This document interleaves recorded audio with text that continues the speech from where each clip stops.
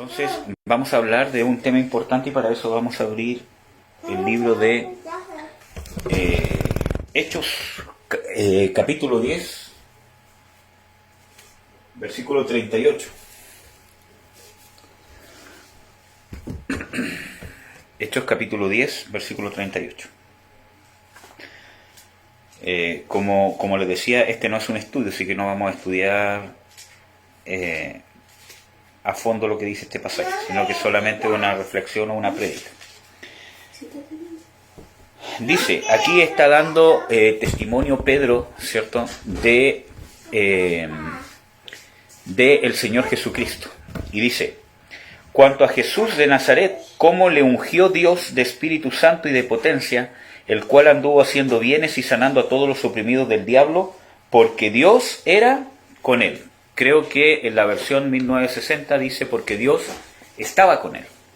Entonces, este pasaje, nos muestra, entre otros, ¿cierto?, de que la evidencia de que Jesús era ungido, o sea, la evidencia de que Dios estaba con Jesús, ¿cierto?, era la unción y las evidencias que acompañan la unción, porque no es solamente el decir yo fui ungido, ¿cierto?, y ¿cierto?, el tener una experiencia de unción y con eso ya estoy ungido y listo, sino que este pasaje nos habla de una unción permanente. ¿Por qué? Porque dice, en cuanto a Jesús, ¿cierto?, cómo le ungió Dios de Espíritu Santo y de potencia, y él anduvo haciendo bienes y sanando a todos los oprimidos por el diablo. Habla de una unción que permanecía en su ministerio, en las cosas que hacía. Y eso habla de una permanencia de la unción en Jesús, que daba testimonio que Dios estaba con él. O sea, la prueba de que Dios estaba con Jesús era de que la unción estaba permanentemente en él. No solamente hablando del hecho cuando Jesús es bautizado en agua y después, desciende sobre él el Espíritu Santo, ¿cierto? Entonces, pero Jesús tuvo que mantenerse lleno de la unción mientras obraba y hacía y ejercía su ministerio aquí en la tierra. ¿Cómo? Sanando a todos los oprimidos por el diablo y haciendo bienes. Y eso es un reflejo para nosotros, porque eso Jesús lo hizo como hombre. Y ese es un reflejo para nosotros de que nosotros tenemos que vivir en la permanencia de la unción. En Primera de Juan, ¿cierto?, 2 habla de que la unción que está en vosotros y habla de la permanencia de esta unción. Entonces, hay que entender de que la unción del Señor Jesucristo y que Dios estaba con él es algo bastante más profundo de lo que nosotros pensamos muchas veces, que lo vemos desde un aspecto religioso. Miren, Jesús tenía la unción. Cuando uno habla del ministerio terrenal del Señor Jesucristo, no es solamente cuando predicaba, no es solamente cuando sanaba gente, ¿cierto?, sino que hablamos de una unción que se mueve en la cotidianidad de su vida. Una unción que se mueve en la cotidianidad de la vida de Jesús. O sea, el ministerio terrenal de Jesús, en realidad, todo lo que hizo Jesús acá en la tierra, principalmente desde que fue ungido. Desde conversar con sus discípulos, hablar con sus apóstoles, desde todas las cosas que hizo, dormir, caminar, etcétera, etcétera, porque el ministerio de Jesucristo es el ministerio de Dios encarnado, según 1 Timoteo 3:16. Entonces, todo lo que hizo Dios como hombre es parte del ministerio terrenal de Jesús. Todo lo que hizo Dios como hombre, desde el hecho de su encarnación, o desde el hecho que se vació, ¿cierto?, hasta el hecho, ¿cierto?, de entregar su vida, ¿cierto?, en la cruz por todos nosotros y posteriormente resucitar. Entonces vemos de que en cada aspecto de su vida, principalmente desde que inició el ministerio público, necesitó la unción. Y eso era evidencia de que Dios estaba con él. Ahora, es importante saber de que Dios quiere estar con nosotros. Y nosotros tenemos que aspirar a que Dios esté con nosotros y no tan solamente uno estar con Dios, ¿no? Ahora, para poder entender esto, ¿cierto? Hay que ver algunos aspectos, ¿cómo se llama? Importantes. Primero, Dios está a favor, no, Dios está, ¿cómo se llama? A favor, ¿cierto? O el sacrificio que hizo y la entrega de su Hijo fue a favor de la humanidad completa, tanto de pecadores como de no pecadores.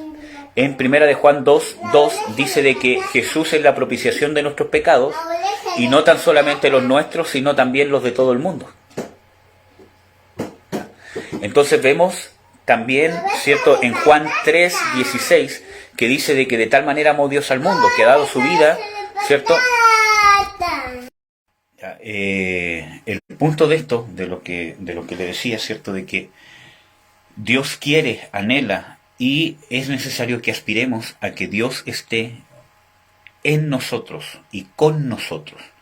Y cuando habla de estar con nosotros, tiene que ver con el texto bíblico que habla de, ¿cierto?, que andarán dos juntos si no estuviesen ¿cómo se llama? ¿Acuerdo? Entonces, si queremos que Dios esté con nosotros, debemos estar de acuerdo con Dios.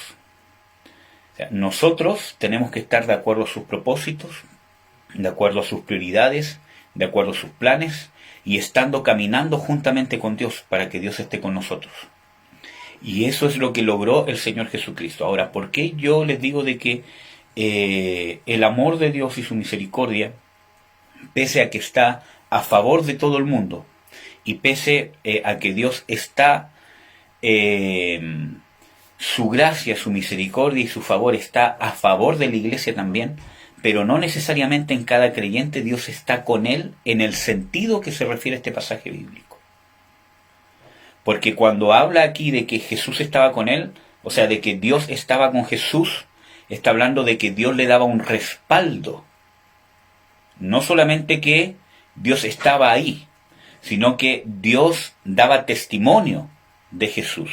Y es algo que el mismo Jesús dice, ¿cierto? Que el Padre es el que da testimonio de mí. Entonces, ¿cierto?, en ese aspecto nosotros vemos algunos ejemplos de gente ungida que no fue salva, por ejemplo. El rey Ciro dice de que es el ungido, pero Dios lo ungió, le entregó un poder sobrenatural para poder llevar, a cabo ciertas conquistas, ¿cierto? Y lo ungió principalmente para poner a su pueblo, traerlo otra vez a la tierra prometida y poder cumplir sus promesas hacia el pueblo de Israel. Pero fue un instrumento. Entonces vemos de que Dios habla de él como el ungido. Entonces, ojo, que no porque Dios nos use, significa de que Dios está con nosotros en el sentido de respaldar nuestra vida, en el sentido de darnos un respaldo de Él, ser garantía. Este es, ¿cierto?, mi siervo y yo estoy agradado de Él. Como fue que dijo Dios con respecto al Señor Jesucristo cuando fue bautizado con el Espíritu Santo, ¿cierto? Dijo, este es mi Hijo amado en quien tengo complacencia. Entonces, al punto que voy, que la unción se manifiesta en la cotidianidad de nuestra vida. Y no necesariamente solo en nuestro ministerio o en nuestro servicio. Dios nos puede usar en la alabanza, en la predicación, en convencer a los demás, etcétera, etcétera. Pero no porque Dios me use significa de que Dios está completamente agradado de mí. Ahora, tenemos que entender de que cuando hablamos de que Dios esté completamente agradado de nosotros tenemos que entender de que nosotros estamos en reconciliación con Dios por la sangre de Jesucristo. Desde ese punto de vista de salvación, somos olor grato a Dios, por causa de que la sangre de Jesucristo está a nuestro favor y que hay una nueva criatura en nosotros hecha a la imagen del que la creó. Pero en los aspectos prácticos de nuestra vida, las cosas que yo ejecuto, las cosas que yo pienso, ¿cierto?, nosotros tenemos que procurar de que cada una de ellas le sea agradable. En los Salmos dice, sean gratos los dichos de mi boca y la meditación de mi corazón delante de ti, oh Dios. Entonces, desde ese aspecto, ¿cierto?, de nuestra vida, es que nosotros tenemos que lograr, luchar, esforzarnos, porque, ¿cierto?, Dios esté con nosotros y nos respalde, no en nuestro ministerio, sino en nuestra vida, por la unción. Para que Dios pueda decir, yo estoy con él. No solamente en el sentido de que yo lo salvé, yo, morí por él, sino, mira, yo estoy con su vida. Entonces, necesitamos la unción en la cotidianidad, como Jesús, que la unción y el poder de Dios se manifestaba cuando él estaba haciendo bienes y sanando a todos los oprimidos por el diablo. Era una unción permanente, una unción constante, que se manifestaba en todo lo que hacía. Así nosotros, hermanos. Y una de las cosas que tenemos que hacer con respecto, ¿cierto?, a la unción es, primero, vivir una vida de fe. Vivir una vida de fe en cada aspecto de mi vida. Yo necesito fe. Miren, cuando Jesús les habla a los apóstoles sobre la necesidad de perdonar, y cuando Él dice, si tu enemigo viniere contra ti 70 veces 7 en un día, ellos se espantaron de que había que perdonar tanto. Y cuando escucharon eso, dice, Señor, aumentanos la fe. ¿Por qué? Porque para perdonar necesitamos fe. Y más cuando es algo real que nos ofende. No es que yo soy el que me siento ofendido, sino que realmente es algo real que nos están ofendiendo y quizás esa persona no se quiere arrepentir, no tiene conciencia y capaz que se muera sin tener conciencia quizás del daño que nos hizo. Entonces yo necesito fe para perdonar, porque tengo que perdonar desde el punto de vista de la fe, de lo que no veo. Porque yo no veo de que mi ofensor me restaure, o es más, ni siquiera veo quizás de que mi ofensor reciba quizás el justo merecido, entre comillas, que debería recibir por el daño que me hizo. Entonces necesito fe, porque la fe mira las cosas que no se ven. Pongo la mirada en las cosas eternas. No que esa persona va, a recibir el castigo después en la eternidad, sino que miro la fe de la obra de Jesús. Entonces, para poder vivir en la unción necesito fe, necesito arrepentimiento. ¿Por qué? Porque, ¿cierto?, el mismo Pedro cuando habla sobre el don del Espíritu Santo dice arrepentíos y recibiréis el don del Espíritu Santo. Y la unción es ser llenos, ser ungidos con el Espíritu Santo. Entonces, necesitamos vivir una vida constantemente de arrepentimiento y quizás esto es lo más difícil para el cristiano. Porque muchas veces nosotros como cristianos pensamos de que desde el momento que confesamos que Jesús es nuestro Señor y nuestro Salvador, hicimos 1, 2, 3 por mí, ¿cierto? Y ya todos los pecados se borraron. Ciertamente Jesús murió por todos los pecados, pero esa realidad espiritual se va trasladando a mi realidad natural a medida que yo voy dejando que el Espíritu Santo me va dando conciencia. Hermano, no puede ser que yo sea el mismo que antes de convertirme. O no puede ser que sea el mismo que el momento que me convertí. Cuando hablo del mismo, hablo de no puede ser que tenga la misma forma de pensar, el mismo tipo de razonamiento, la misma forma de ver la vida, de razonar, de maquinar, de percibir el mundo, que cuando me convertí. ¿Qué evidencia hay de la unción? ¿Qué evidencia hay de la regeneración del Espíritu Santo? Si yo soy la misma persona, pero con pensamientos más bonitos. Pero pienso igual. Pero ahora pienso en Dios. Porque tenemos que dejar que el Espíritu Santo reestructure. No podemos ser la misma persona. Las Escrituras dicen que si alguno está en Cristo Jesús, nueva criatura es, las cosas viejas pasaron. Y nosotros podemos traducir eso en el tiempo verbal de esos verbos. Podríamos hacer una traducción sin perder el significado bíblico de que si alguno está en Cristo Jesús, nueva criatura es, las cosas viejas van pasando y todas las cosas están siendo hechas nuevas. Eso nos habla de un presente continuo, de un constante cambio. Debemos ser personas que piensan diferente. Debe haber un cambio en nuestra personalidad. Debe ser otra persona.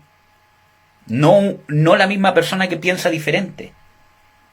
o que piensa, ¿cierto?, en otras cosas. Debe ser otra criatura. Esa es la evidencia de que estamos viviendo en el Espíritu, de que está viviendo la unción en nosotros en la cotidianidad de nuestra vida. Porque vuelvo, ¿cierto?, a reiterar, Dios nos puede usar, incluso para bendecir y ministrar a otros. Pero ¿está la unción en ti desarrollada en la cotidianidad de tu vida? ¿Está Dios contigo en ese sentido? ¿Es que Dios está conmigo porque vive en mí? Sí. Pero yo hablo del sentido de respaldo. ¿Es que Dios me respalda cuando predico? No, hablo del sentido de respaldo de vida, que tiene que ver con lo agradado que está Dios de mí, de lo que está en el interior. Que no significa que sea perfecto, sino que nosotros vemos de que la vida de fe me lleva, aún en mis errores, aún en mis imperfecciones, responder a ellos con fe, confiando en la misericordia, en la restauración de Dios, y cómo yo respondo y cómo me levanto ante incluso hasta mis propios errores. Esa es la fe que agrada a Dios. Sin fe es imposible agradar a Dios. Y esa es la fe que agrada a Dios. Una fe que se arrepiente, una fe que aprende de sus errores, y si se vuelve a caer se vuelve a levantar, pero es una fe que crece, una fe que provoca cambio. Entonces, yo los insto, hermanos, a pensar, ¿somos los mismos que cuando nos... No, no soy el mismo porque ahora... No, pero hablo de realmente ser otra persona. Otra persona. Obviamente hay características y cualidades, ¿cierto? En nuestra vida que van a permanecer en el sentido de que Dios, incluso desde nuestro nacimiento, ha ido preparando nuestro carácter para, ¿cierto?, el momento en que podamos servir a Dios, ¿cierto? Pero hablo de ser una nueva criatura. La Biblia dice de que debemos ser una nueva criatura, de que ese es el fruto de estar en Cristo Jesús, de mantenerse estando en Cristo Jesús. Entonces, cuando vemos este pasaje, dice: y en cuanto a Jesús de Nazaret, el cual Dios le ungió con Espíritu Santo y poder, para que nosotros vivamos una vida llena del Espíritu Santo, con la manifestación del poder del Espíritu Santo, porque la manifestación del poder del Espíritu Santo no es solamente echar fuera a los demonios, sanar los enfermos, sino que esas cosas se dan posteriores a que el poder del Espíritu Santo se evidencia en mi forma de vivir. Y una forma de mantenerse en la llenura del Espíritu Santo es pedirlo. Hermano, nosotros necesitamos el poder de Dios para perdonar. Muchas veces nosotros hemos cambiado en ciertas actitudes de nuestra vida, pero humanamente.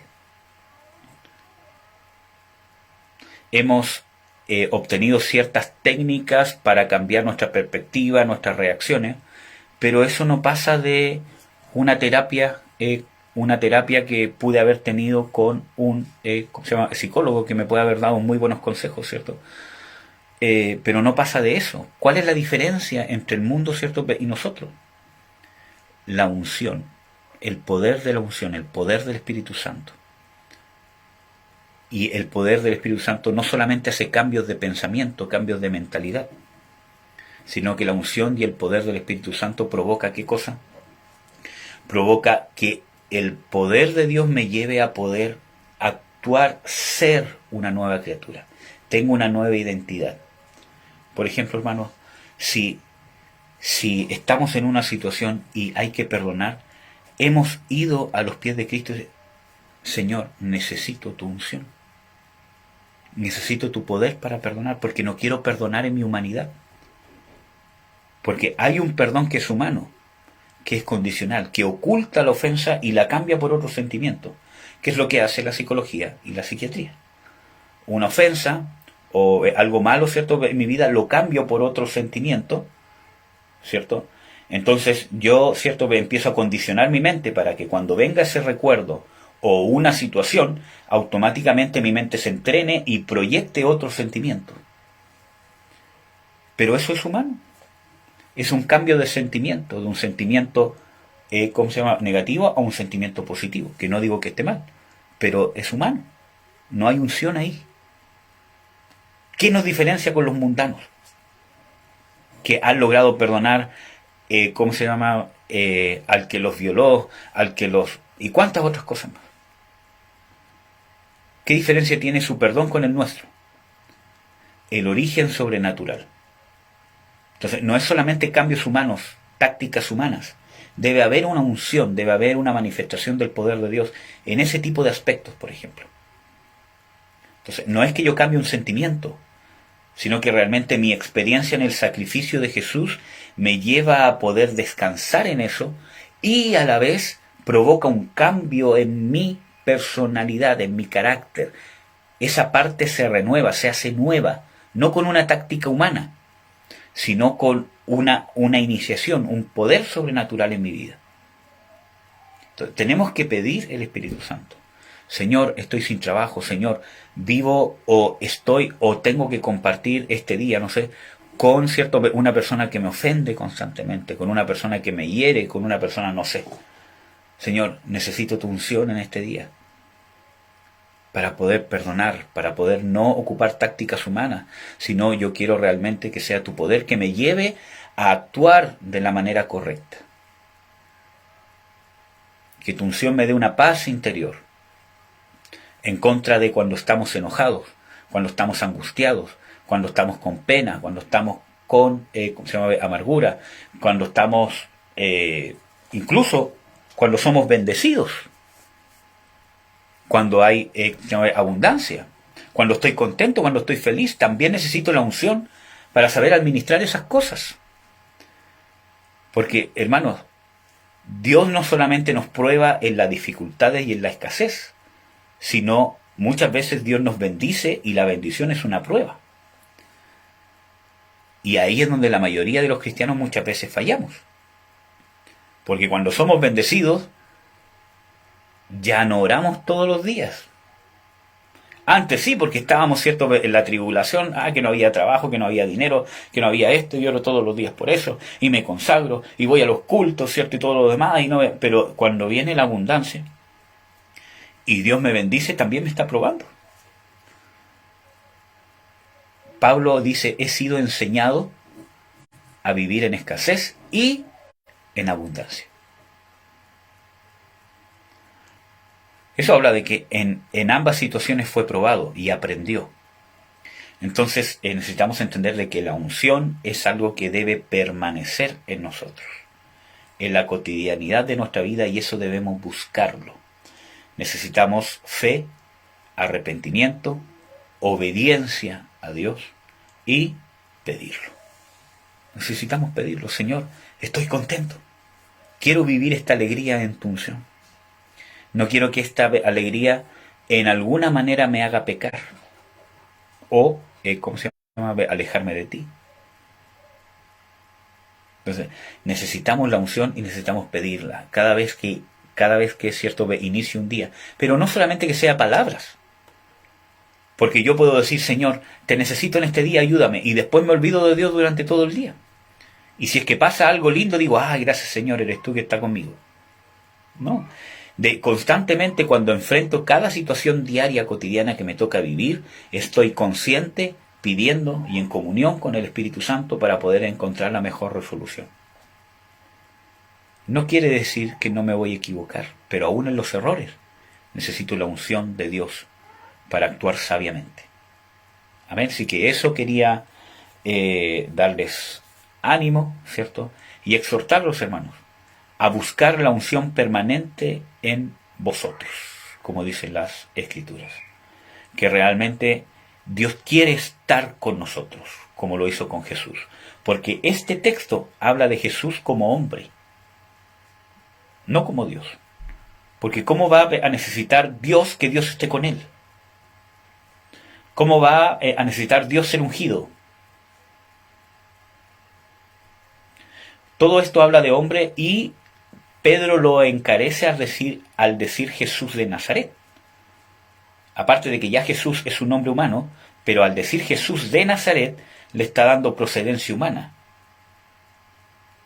Entonces vemos desde que si Jesús lo pudo hacer, nosotros tenemos que hacerlo. Entonces, esta es la pregunta. ¿Está Jesús contigo? ¿Está Dios contigo en este aspecto, entonces yo puedo, o sea, sí, Dios está conmigo porque es fiel, porque está conmigo, sí, pero yo no me refiero a eso. Porque Dios está con nosotros por su amor, por su misericordia, porque nos ama, porque nos cuida, porque nos escucha, porque nos defiende, etcétera, etcétera. Dios está con nosotros. Pero cuando mi pregunta es, ¿Dios está contigo en el sentido de que está agradado de todos tus caminos? ¿Estás caminando tú con Dios en cada aspecto de tu vida? ¿Se está manifestando la unción de Dios en la cotidianidad de tu vida? Esa es la pregunta. ¿Está Dios contigo así? Porque, ¿cierto? Uno puede, no, hermano, yo creo que Dios está conmigo porque me ama. Sí, está con nosotros. En ese aspecto está con todos los cristianos. Porque eso es por gracia. Pero por tu justicia, por tu vida, ¿Dios está contigo? En ese sentido de respaldo. Entonces, necesitamos escudriñarnos. Necesitamos buscar la unción del Dios verdadero. Que en todo lo que hagamos, ¿cierto?, se manifieste la unción, y eso necesita búsqueda, necesita trabajo. Amén, amados. Y Dios quiere hacerlo. Dios quiere estar con nosotros en ese sentido. Porque Dios está con nosotros por su gracia. Nos salva, nos guarda, nos escucha, nos consuela, nos liberta, ¿cierto? Y muchas veces nosotros sin ni siquiera pedirlo. Entonces vemos de que Dios está con nosotros, pero hablo en el sentido de respaldo, de compañerismo, de equipo. Cuando yo digo, este piensa como yo, todo lo que diga él estoy seguro que va a ser lo mismo que digo yo. Y la evidencia de eso es la unción en la cotidianidad de nuestras vidas. No solamente que Dios nos use cuando ministramos a alguien. Amén. Así que eso, amados, debemos buscar la unción cotidiana.